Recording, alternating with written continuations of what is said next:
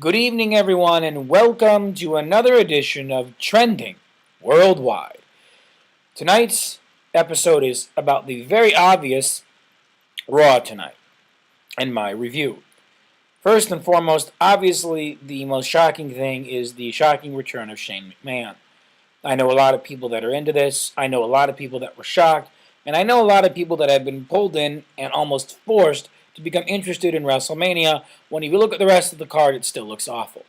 But let's talk a little bit about the return of Shane McMahon. Shane McMahon has not been seen on WWE or WWF television in I don't know how long. He hasn't wrestled in probably longer than that. He has his own company, he's a family man, and he really hasn't been involved in the day-to-day operations from what we understand.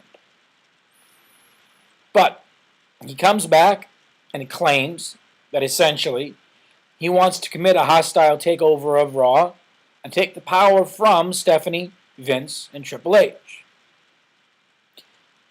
Vince tells Shane that in order to have him do a hostile takeover on Vince, Vince will allow the hostile takeover on himself if Shane fights The Undertaker, a 50-some-year-old man who has expressed in interviews his dislike of The Undertaker character and preferring to be really himself, which was the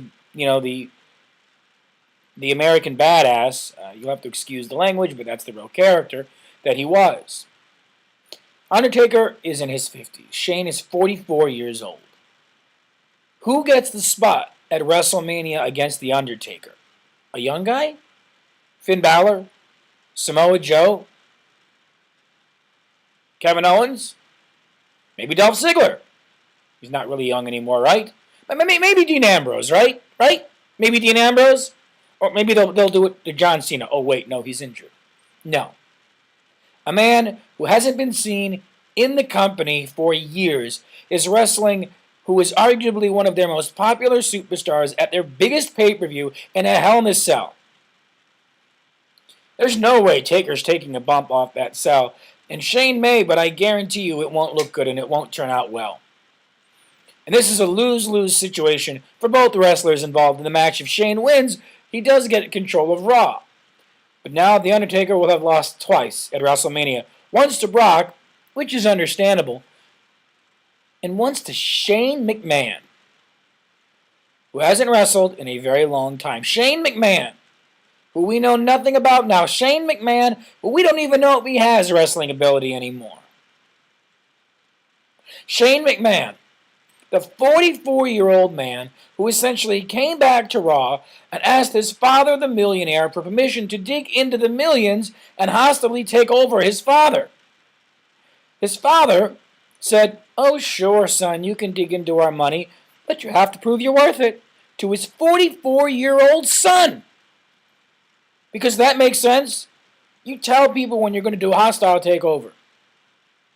When you walk out of a job you don't like, you tell them 3 days ahead of time you're going to walk out, right? No, you don't do that. Let me tell you a little bit about where I come from.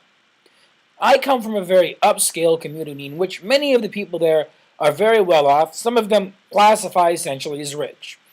This is just like anybody that I went to school with going to their rich parents and asking them for free reign over their parents' fortune at like 30 years old, and their parents saying, "Oh, sure, go ahead, but you got to prove you're worth it." But they're 30 years old. Is this even remotely believable? Does this even remotely make any sense whatsoever? When you get past the shock value, when you get past the awe of seeing Shane McMahon back, of hearing his theme song, of hearing the slight change in his voice, of looking at him and realizing how much he now looks like Vince McMahon, does this make any sense whatsoever? No. You have an entire roster of young wrestlers in NXT waiting to come up. Waiting to come up. Characters like Finn Balor, who is over like you cannot believe, whose body paint, whose entrance everybody loves. And he's still down there. If this is The Undertaker's last match, why is it against Shane McMahon. No one stands to win or lose here. If Shane wins, he gets control of Raw. But then The Undertaker will have lost twice at WrestleMania to Brock Lesnar and Shane McMahon. Now, Brock Lesnar is understandable. Brock Lesnar is built as a monster. We haven't seen Shane McMahon in the ring in I don't know how long. What can he do? And what does that do for The Undertaker's reputation if that's his last match to lose to Shane McMahon? Well, what if Shane loses? Well, then we know that this whole 6 weeks build-up from Fastlane, one of the worst pay-per-views they've ever had, to WrestleMania with Shane was just strictly for ratings. That after WrestleMania, Shane will vanish, never come back again, and it'll be back to business as normal with Stephanie, Vince, and Triple H as the authority. With Roman Reigns probably as the world champion. With Kevin Owens likely as the IC champ. And the same boring, overdone, storyless, lackluster product that they have been giving us, with injury-prone rosters because they wrestle almost every day of the year. With them forcing people down our throats who, if you watched Raw and you were at the pay-per-view, you heard the audience booing the guy they want to be their top face. You heard them cheering the guy who's supposed to be a heel, the guy who's supposed to be in Vince McMahon's corner, so to speak, at WrestleMania coming up with The Undertaker and Shane. They were cheering Triple H. And it'll be back to normal. Some people claim maybe Shane will push the younger guys. But let's be realistic here. We all know this is a storyline. We know that Shane has no power. We know that the pushes and the storylines, they come from the bookers. And this is the same bookers that we're going to have after WrestleMania. So it's going to be the same thing. Vince is still there. If he really does have power backstage, it's going to be the same thing. And what does that mean? Let me try to explain that to you, folks. That means that we can predict this product. That means that we know where this product is going. WWE's product is so bad. For you parents out there watching this video, is your child having trouble falling asleep? Do they only sleep for 2-3 hours a night? Are they colicky? Are they throwing up a lot? Do they want to be fed? I tell you what. You have them sit down and you watch WWE's product. They will be out in 15 minutes and they will sleep straight through every WWE show. You show them Raw and SmackDown in succession. They will sleep straight through it. You show this to prisoners who you want to rehabilitate. And after 15 minutes, they will be totally rehabilitated. They will have done more than just find religion. You show this to your worst enemy, the person who picked on you through school, your enemy at the job, and they will apologize to you. And they will bow down at your feet. You show this to all those people who are the naysayers of wrestling, and you will look like an utter fool. This product, even what happened tonight, is not doing anything to prove to the people that don't watch professional wrestling that the product isn't a massive joke, because this is a joke. I am 34 years old, for those of you who don't know. I have been watching wrestling as long as The Undertaker has been in the WWE and WWF. I started watching when he debuted. So I have seen before the Attitude Era. I have seen the Attitude Era. I have seen after the Attitude Era. Let me tell you something. Before the Attitude Era, that was PG too. Just like this. But the difference is, yeah, they had stupid characters. They had gimmicks that failed. They had wrestlers who had multiple gimmicks. But the storylines made sense. They were linear. They carried on. And they added new facets to those PG storylines at every Raw, or every pay-per-view, or every televised event, so that they kept us interested. Of course, we know what happened in the Attitude Era. We know how that worked. I don't need to explain why the Attitude Era was so popular. I cannot tell you how upset I am at what we have just seen. And about the fact that the people are clamoring for it. When it is a lose-lose situation. between Shane McMahon and The Undertaker, one of them is going to be irreparably hurt, or irreversibly hurt, whatever the word is. Their reputation is going to be damaged. And from this point on, if Shane loses and he appears again 10 years down the road, his reputation is going to be damaged. If The Undertaker loses twice, once to Brock and once to Shane, his reputation is going to be damaged. But people are clamoring for it. This probably will be the straw that stops me from watching WWE.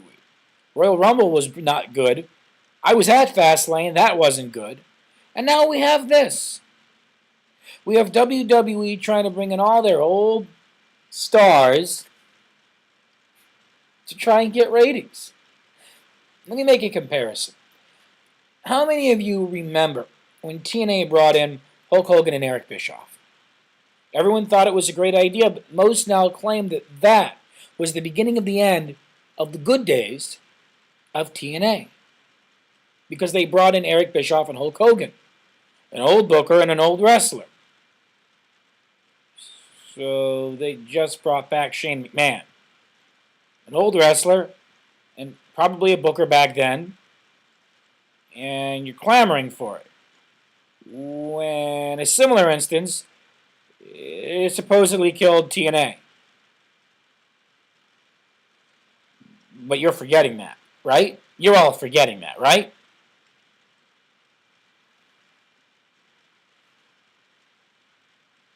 Right?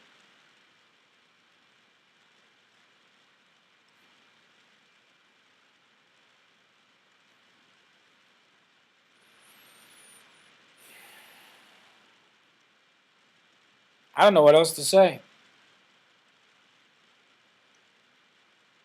And I know if people watch this and I say that TNA puts on better storylines, or Lucha Underground puts on better storylines, or Ring of Honor puts on better storylines, people will clamor for it.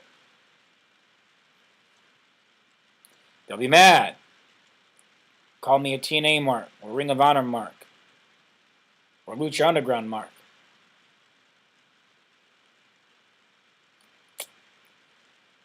But that is what's happening, folks. So, you noticed I didn't give the normal entrance or intro for this. This has been trending worldwide. This has been a pretty heated discussion or talk. But, if you like what you see, click the subscribe button or buttons. Comment, like.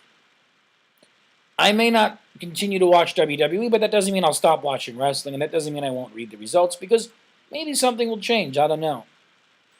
But at this point in time, I don't think it's fair that I give them my money, so to speak, or my ratings, when their product is garbage. When I could watch Telenova or soap opera on Telemundo and get a better show. When I could watch Barney and get a better show. When I can watch the new Teenage Mutant Ninja Turtles movie with Sheamus in it and probably get a better show. When I can watch all 14-some seasons of the Power Rangers, the ones that I watched when I was a kid, then the new ones, which everyone doesn't like, and get a better show.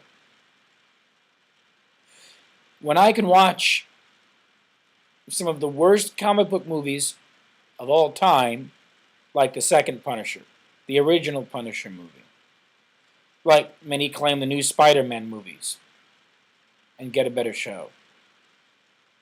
When I can watch the remake of the RoboCop movie and get a better show. When I can watch Moss Grow and get a better show. Trending worldwide.